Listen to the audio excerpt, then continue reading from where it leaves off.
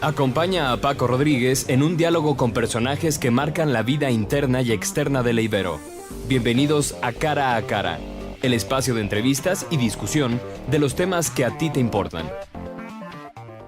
¿Qué tal? Un gusto saludarlos. Yo soy Paco Rodríguez. Bienvenidos a Cara, el programa de entrevistas. Y tenemos el gusto de saludar el día de hoy a Alejandra García Quirós. Ella es nutrióloga y educadora en diabetes. Alejandra, un gusto. Gracias, Paco, por la invitación. Oye, Alejandra, a ver, cuéntanos sobre este tema de la educación en diabetes, sobre todo bajo este contexto donde ya existe una alerta epidemiológica en México por este tema. Mira, lo que pasa es que el paciente requiere más que información. Necesita que el profesional de la salud pueda ayudarle a facilitar esas herramientas para que él se haga responsable de su autocuidado. Regularmente en una consulta tradicional el paciente llega a una dieta, pero él no sabe cómo llevarla a cabo, aunque sabe que le hacen daño ciertos alimentos. Sí necesita más estrategias para, sobre todo, que el paciente tome conciencia de la situación en donde está, porque mientras no tome conciencia el paciente no va a hacer un cambio. Un paciente que no está motivado es muy difícil que se pueda pegar a un plan. Ahora, pero ¿qué conciencia?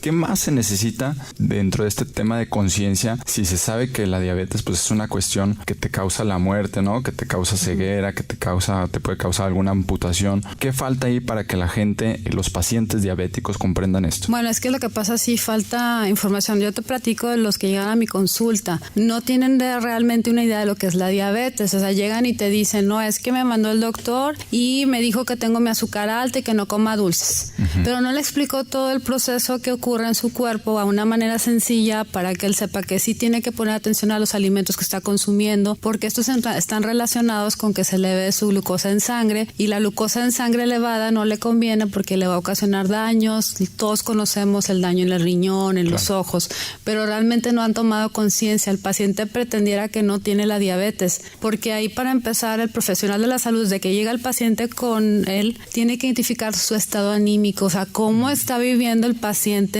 la patología. Hay pacientes que no la han aceptado y te dicen, no, es que me dio la diabetes por un susto, que sabemos que no es así. Y para empezar, el paciente juega con la idea, cuando ve que aparentemente se controló, que la diabetes ya se le quitó. Sí falta mucha información. ¿Y qué riesgos existen en dado caso de no comprender muy bien esto, si de por sí ya estamos viendo que es una alerta epidemiológica? Bueno, aquí la cuestión no son las complicaciones cardiovasculares, y también una muy importante es el daño renal. Pero para que una persona llegue a desarrollar un daño en su riñón, lo que es la insuficiencia renal, se requieren que pasen al menos de unos 22 años en descontrol. Una persona que llega a esta etapa de insuficiencia renal significa que no hubo un cuidado. Podríamos decir, no podemos culpar al paciente, fue por mala información, por lo que tú quieras, que no le llegó la información adecuada, porque ese paciente se hubiera cuidado. Un paciente que es consciente del problema y se cuida puede vivir excelentemente muchos años, como tú y como yo. Ahora, ¿qué hacer, Alejandra, con esta cifra negra, ¿no? De todos los diabéticos que todavía no saben que Bueno, que lo yo creo que es para ponerse a pensar, no nada más de culpar a las personas, sino qué estamos haciendo los profesionales de la salud para que los pacientes tomen conciencia. Y yo creo que ahí nos tendríamos que ir a la raíz de todo, desde la prevención y desde el embarazo, porque incluso ahorita hay más mujeres embarazadas con diagnóstico de diabetes gestacional, y esto se puede prevenir desde antes de la concepción. Si una persona lleva a cabo una buena alimentación, pero aquí pues esto no lo podemos controlar, pero sí podemos hacer conciencia en la etapa del embarazo de la importancia de la alimentación. Y si ya se identifica esta paciente con diabetes gestacional, que primero hay que definir qué es. Se le llama diabetes gestacional porque es cuando se identificó en el embarazo que había niveles alterados de glucosa, pero no sabemos si ya existía la diabetes anteriormente, sino que en ese momento se le identificó a esa mujer que traía sus niveles elevados, y eso se llama diabetes gestacional. Lo que conlleva esto, si no controla su alimentación la paciente y persisten los niveles elevados, ese niño va a poder tener complicaciones o ser un niño macrosómico, que es un niño que pesa a partir de 4 kilos y ya se le considera un niño con prediabetes y con un riesgo muy elevado. Entonces, pues tendríamos que irnos a la prevención, o que también los nutriólogos, cuando identifiquen factores de riesgo, que la persona ya trae antecedentes o que trae también problemas de obesidad, porque el 80% de los casos de obesidad llegan a desarrollar diabetes, pues entonces empezar a pedir los estudios de laboratorio, hacer una evaluación más minuciosa con los pacientes, porque muchos por ahí se les pueden escapar. Ahora, ¿qué ¿Qué etiquetas o qué estereotipos existen todavía en la diabetes que es necesario desterrar? Bueno, ahorita precisamente en la plática que estaba yo en la mañana compartiendo de la experiencia y hablando de estos temas, lo primero que recomiendo a las personas es que no etiqueten a los pacientes con la palabra diabético. Es una etiqueta muy peyorativa que causa también sentimientos de inseguridad. De hecho, el paciente con diabetes se acerca contigo y se siente menos y lo catalogan de enojón y de muchas cosas, ¿no? Entonces es importante que empezamos a cambiar eso y hablar de una persona que vive con diabetes y también tratar de no etiquetarlos del que el paciente no se controla, que el paciente no entiende.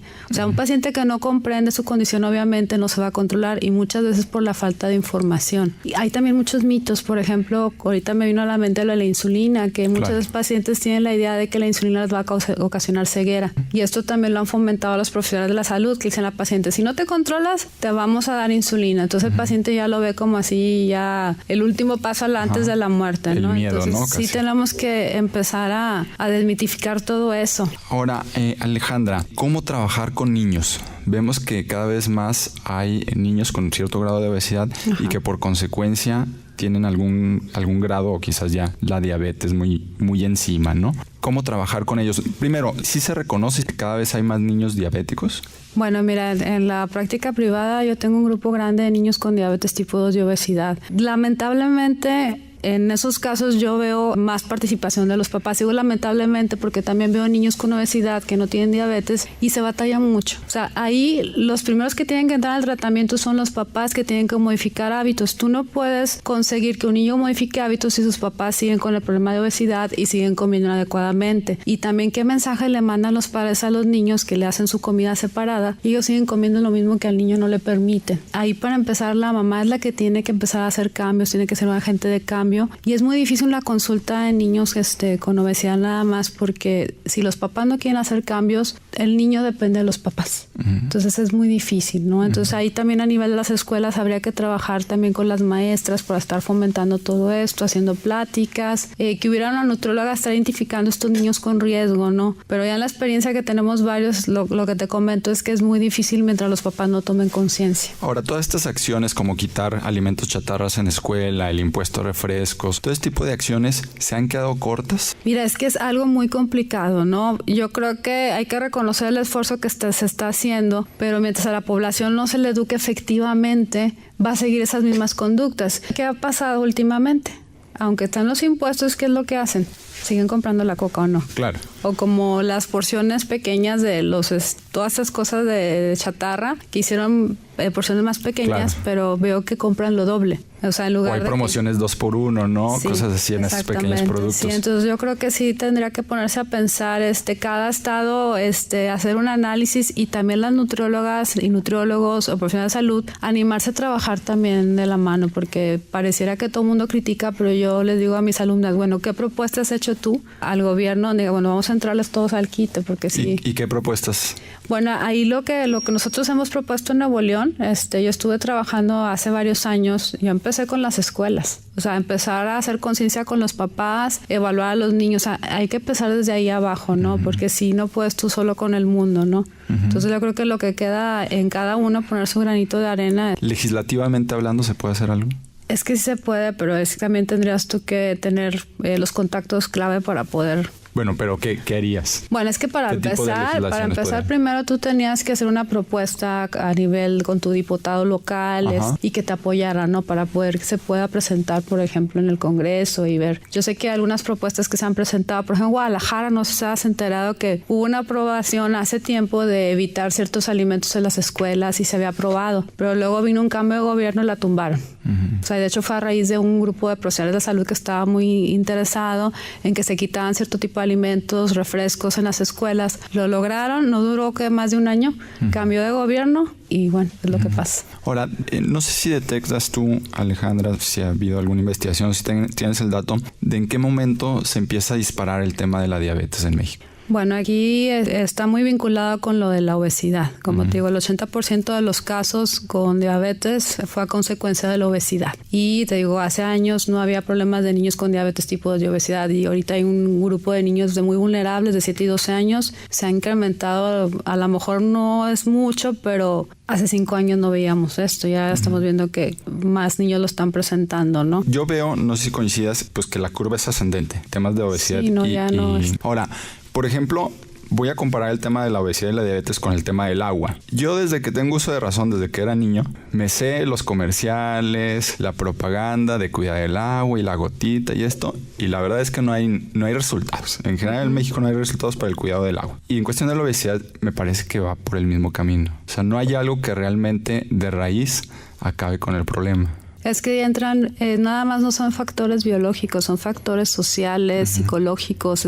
Es algo bien complicado. Hace rato les presentaba el mapa de la obesidad, donde está el balance energético así, y luego todo lo que implica los factores sociales, personales, del estado donde vivas, también la cuestión de la industria alimentaria, el gobierno. Se cuenta que es una maraña así enorme, que no le hallamos pie ni cabeza. Y ahora agregando también lo de la microbiota, que es un tema muy interesante, donde se ha visto que por esas conductas extremas de satanizar lácteos, por ejemplo, y ya no consumir probióticos, también hay una relación muy fuerte de la incidencia de la diabetes y obesidad con la ausencia de estos alimentos en la dieta de la población. Está bien interesante eso. O sea, de hecho, el consumo, por ejemplo, del yogur con probióticos es bien escaso. O sea, realmente en Europa es 4 veces mayor. Okay. Allá tienen menos problemas de los que tenemos nosotros. Entonces, ya entramos en muchos temas, pero sí la educación, pero como una herramienta de automanejo, yo creo que sería una de las principales soluciones a una parte del problema. Pero realmente lo que es una educación, porque las personas creen que educar es informar, dar folletos. Claro. No, la educación es toda una metodología de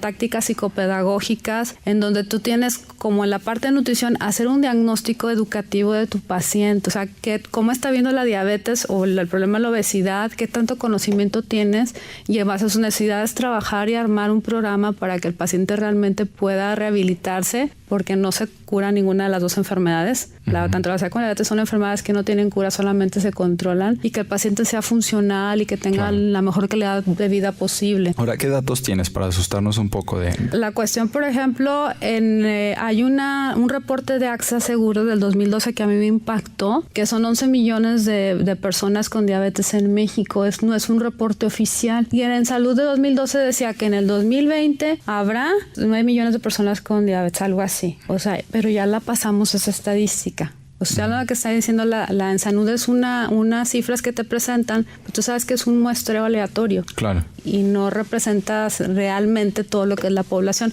A mí esa cifra de AXA Seguros, porque es de los reportes de todos los accidentes, me impactó mucho.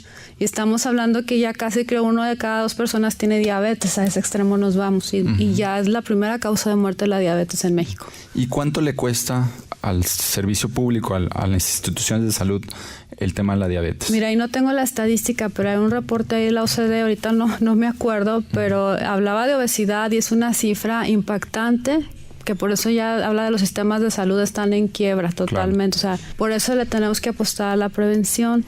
El profesional debe ser más preventivo, o sea, desde un inicio, desde lo que se pueda, desde el embarazo, o cuando llega tu paciente que todavía ni siquiera tiene la prediabetes, empezar a hacer más evaluaciones bioquímicas para identificar riesgos. A lo mejor no tenemos el dato de lo que cuesta a nivel general en el país, pero ¿a cuánto le cuesta a un paciente tratar la diabetes? No, pues es que, por ejemplo, un paciente con diabetes se puede acabar su fortuna. Me ha tocado gente que hasta empeña su casa. O sea, estamos hablando que un gasto puede ser hasta de 300,000 pesos al año, si me quedo corta. Ahora, por último, Alejandra García Quiroz, nutrióloga y educadora en diabetes. Recientemente se dio la primera autorización para importar el cannabidiol sin el THC, que es la sustancia activa de la marihuana, para tratar a una persona diabética. Inclusive esa persona, la primera en el país, autorizada por la COFEPRIS, es una coahuilense, una lagunera. Ajá. ¿Qué opinión te merece este tratamiento? Mira, este es un protocolo de investigación. Entonces todavía para que pudiera tener un nivel de evidencia más serio, digo, qué bueno que se hagan estas acciones, tendría que pasar por un ensayo clínico ya en una muestra más grande, con ya sea doble o triple ciego, y me refiero a que ya esté muy controlado porque puede haber sesgo también. Acuérdate que la mente es muy poderosa, entonces puede influir. De hecho, en estos ensayos clínicos de doble ciego, el paciente no sabe lo que le están dando. Sí, entonces ya se prueba diferentes alternativas de tratamiento, pero sí van de la mano, debería ir con ese tratamiento, con la alimentación, ese tratamiento con ejercicio, y de ver varias alternativas para probar realmente la efectividad de ese tratamiento, porque así ha habido muchas cosas, pero hoy por hoy te digo, hasta ahorita el tratamiento farmacológico, independientemente de lo que se maneje, si insulina, depende del caso de cada paciente, es el 30%. El 70% son modificaciones en el estilo de vida, y ahí juega un papel bien importante la alimentación. Una última, con este tema de la educación. ¿Crees tú que debería de existir una materia en las primarias sobre nutrición? De hecho ya la hay, pero habría que analizar el programa, pero se me hace una buena idea. Te comparto la experiencia de mi hijo. Mi hijo ya está grande, tiene 21 años sí. Ahorita. Estaba un poquito desactualizado ahí la información. De hecho ahí ponían la pirámide donde había más promoción de los grupos de cereales, que sabemos que esa pirámide realmente fue lo que favoreció lo de la obesidad y el sobrepeso. Cada país. Me toca viajar mucho el norte a sur y lo veo con mis alumnos de maestría. También he estado en Mérida. Es totalmente diferente la alimentación. Claro. Pues Alejandra García Quirós, nutrióloga y educadora en diabetes, muchas gracias por haber estado aquí con nosotros. No, gracias a ti. Gracias también a Beto Rubio en los controles. Yo soy Paco Rodríguez. Nos vemos a la próxima. Esto ha sido todo por el día de hoy. Nos vemos cara a cara en la próxima emisión.